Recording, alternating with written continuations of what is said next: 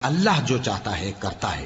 اے ایمان والو، جو مال ہم نے تم کو دیا ہے اس میں سے اس دن کے آنے سے پہلے پہلے خرچ کر لو جس میں نہ اعمال کا سودا ہو اور نہ دوستی اور سفارش ہو سکے، اور کفر کرنے والے لوگ ظالم ہیں۔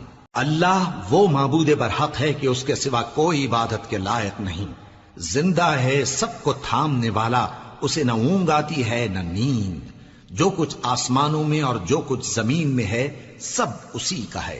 کون ہے کہ اس کی اجازت کے بغیر اس سے کسی کی سفارش کر سکے؟ جو کچھ لوگوں کے روبرو ہو رہا ہے اور جو کچھ ان کے پیچھے ہو چکا ہے اسے سب معلوم ہے، اور لوگ اس کی معلومات میں سے کسی چیز پر دسترس حاصل نہیں کر سکتے۔ ہاں، جس قدر وہ چاہتا ہے اسی قدر معلوم کرا دیتا ہے۔ اس کی بادشاہی اور علم آسمان اور زمین سب پر حاوی ہے، اور اسے ان کی حفاظت کچھ بھی دشوار نہیں۔